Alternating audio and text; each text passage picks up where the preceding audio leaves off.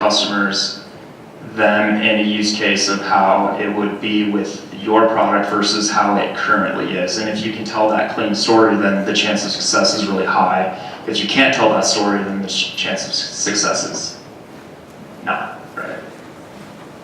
Okay, got another question? Yes.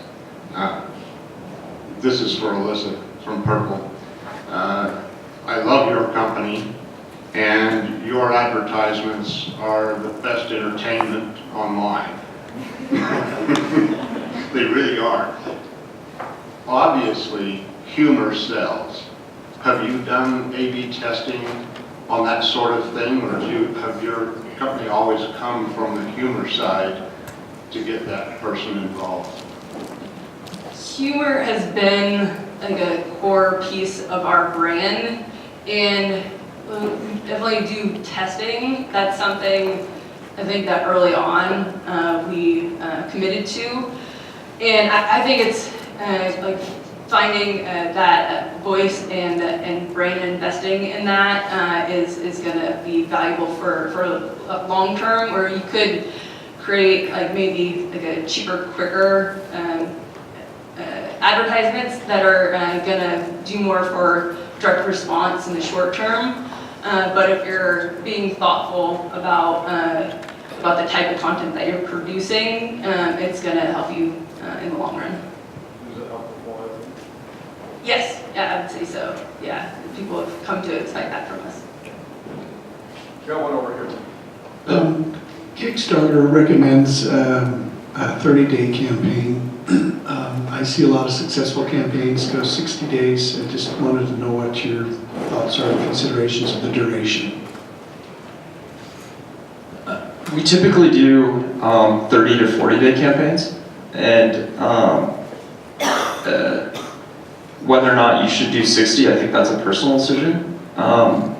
What you need to understand is that when a Kickstarter campaign is live, you have to commit to push every single day. And the longer that you the longer the campaign duration is, the longer the lull period in the middle will be, because you typically see a lot of traffic on the front end and on the back end, and it kind of slumps in the middle like an inverse bell curve. And so if you have a 60-day campaign, then potentially that lull period will be longer, which is just more painful in terms of like still hammering every day, not necessarily seeing the same impact as you do on the front or back end. And I would second that, just because you want to boost a campaign with your own traffic, and as you do so, you get these positive externalities by ranking organically on Kickstarter. And so you might spend $1 to raise $2, right? So you're spending $1,000 a day to raise 2,000 that tracks, but because you're ranking higher on Kickstarter, you're getting another 2,000 from Kickstarter. So really you're spending 1,000 to raise 4,000, if that makes sense. And so a longer campaign, it is hard because you have such a long lull. And so typically we'd say around the same time frame, 30 to 40 days. And going back to this other question about the humor, even at Funded.Today, when we work with clients to do videos, we don't aim for humor. And I think all the copywriting experts, if you read what they write, they say don't aim for humor, because if you get it wrong, it just totally kills you. And a brand like Purple or the guys at VidAngel, like they know how to execute that like so well. But for the average person, what it's really going to come down to is, like Caleb said, the story. And that story can imbue value and significance beyond what the product is. And I'll just share this one little example, which I love, which is they did some research, you could look it up online, where they gave people some wine in this super plain bottle that looked super generic, bland, and they asked people, how does it taste? And oh, it tastes disgusting, I don't like it, right? But then they put it, exact same wine, different bottle, made it sound like the most amazing wine that had been fermenting for however long or whatever, and they asked people, how does this taste? And they're like, this is the best wine I've ever had, but it's the exact same wine, because it's the story of what this product is. And if you can put that story, that's what's going to give the product more value. Next one here. Hi. So this crowdfunding stuff is way new to me, and I'm just starting out with my business, like, it's not even off the ground yet. So I'm trying to understand two things. A, at what point is it most valuable for me to use crowdfunding? Like, should I already be operating my business and then use it later to kind of boost my business, or What's your product or service? a children's clothing line? And then my second question is, so for a really like lean shoestring, just startup company like me, what should I be budgeting or preparing for to be spending for like the filming and all the stuff that goes into launching something like this? I think that's just relative to how much cash you have in your business and what your overall distribution strategy is. Because when we launched, we decided to bring the company to life via a crowdfunding campaign in 2012. And then we ended up raising money and deciding to go into brick and mortar. And what we found was that the success we saw on Kickstarter didn't necessarily translate into a brick and mortar presence. And so we've since pivoted, and now we just sell exclusively online. And so if your distribution strategy is to sell online, then I think a crowdfunding campaign is very appropriate. Because you'll acquire customers that then you can have like an email list, and then you can leverage that when the holiday season comes around and other kind of big seasonal moments for your industry. How much money to budget is just relative to how much you have. I mean, if you don't have any money and you're like super lean and scrappy like we were in 2012, we like literally built the video ourselves. And we took all the photos and we built the whole campaign. You know, you can do it. It just takes more time. Yeah, and here's the other thing. And what we found, and this kind of goes back also to Facebook advertising. We never try to make a Facebook ad look professional because people have these ad blinders on, so when you see an ad, you ignore it, right? We try to make it look as organic as possible, right? We do more still images, we do video as well. So if you're on Kickstarter, I mean, it can't be like horrible, right? But you know, if it looks decent, it's probably going to be okay. And you know, for a video, it could vary. You know, we do videos at Funded.Today, it's at 10,000. I know other companies, it might be 80,000. You probably could find someone that you know in your neighborhood or a friend that could maybe do it for 2,000, right? So it just kind of varies. It goes back to, you know, what's your budget. And then in terms of do you launch on Kickstarter, I think when we first got started, we had the question, would a more expensive item do better or worse with Facebook marketing? And the answer is a more expensive item is better, assuming there's the relative value is still there, right?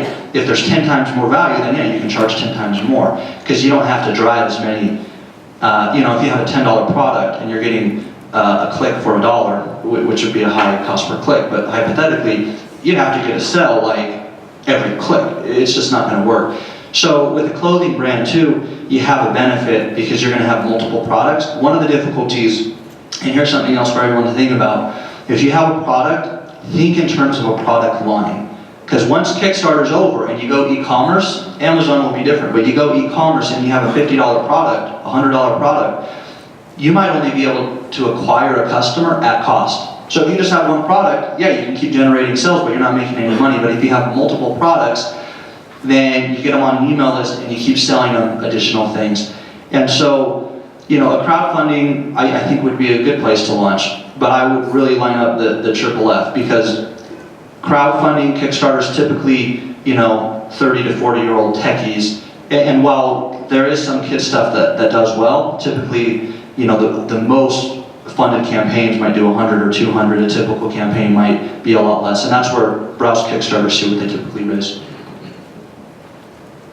Jim?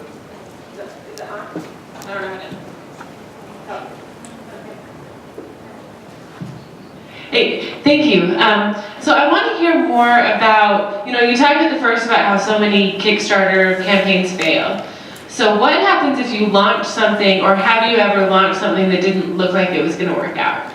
Do you recommend a pivot, or just tell me a little bit about your experience in that space?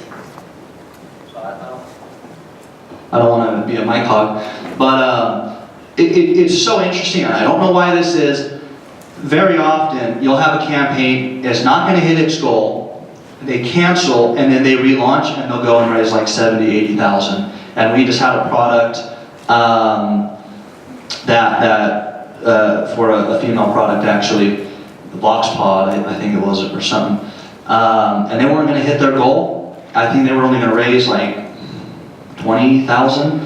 They canceled their campaign, and then they relaunched. And I think part of it is what happens is you get all the backers that you have, that you kind of trickled in over 30 days or however long, and then when you're relaunching, you're getting the majority of them to go make a pledge again, so you kind of have this big boost at the beginning, which gives it credibility, which improves its ranking on Kickstarter, and then things just go from there. So yeah, very often, if the campaign fails, you might analyze, does the video need to be different? Is it confusing?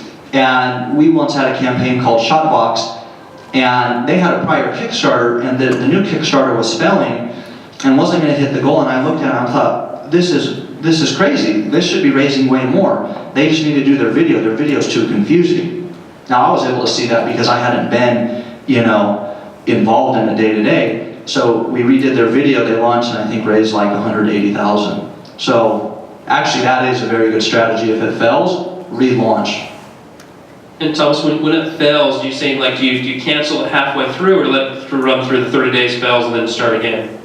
You could do either. Typically, we'd cancel and then relaunch it. Bryce, right here. Okay, I have two questions. One, we have a product that would be target marketed. One, would that be a feasible thing to do with a Kickstarter? And two, I am new at this as far as Kickstarting goes. When you say you offer the person something that contributes to your campaign, what do you give them? Do you give them the product? You give them the product, and if so, well, of course, I understand the shipping as well, but those are my two questions. Yeah, so with Kickstarter and Indiegogo, it's called perk-based crowdfunding. So people, when they give you money, they're not giving you money for equity or anything like that. They're giving you money for something. And the way that Power Practical uses it is we have a new product that we want to launch, and so people, in essence, are just pre-ordering that product. Does that make sense? Yeah, it does. So they're just pre-purchasing it. We're collecting the cash before we actually have to make it. Okay, what about a target market? Yeah, we're very targeted in terms of who we go after in every campaign. We have specific people in mind, and then we'll build, those kind of personas within Facebook or whatever platform that we want to drive the traffic. Or if we're taking an unpaid approach, then what we'll do is create a massive list of different blogs and journalists that write about those types of products, and just reach out to them directly and try to get them to write about it. We've seen a lot of success doing that as well. Like the music industry? Yeah.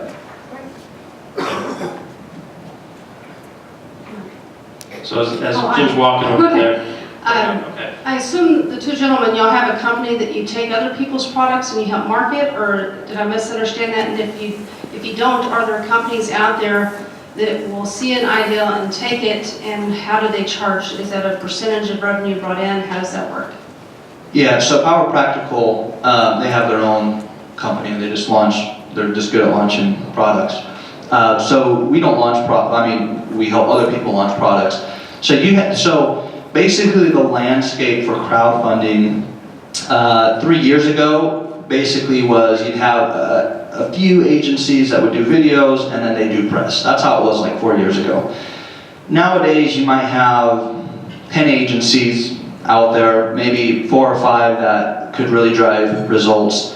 And for example, maybe they'll just do the marketing. So, for example, we might work on a campaign and we'll charge 25% or 35% of what the campaign raises. If the campaign has raised a ton, maybe we're only gonna charge 30% of what our marketing directly tracks for, right?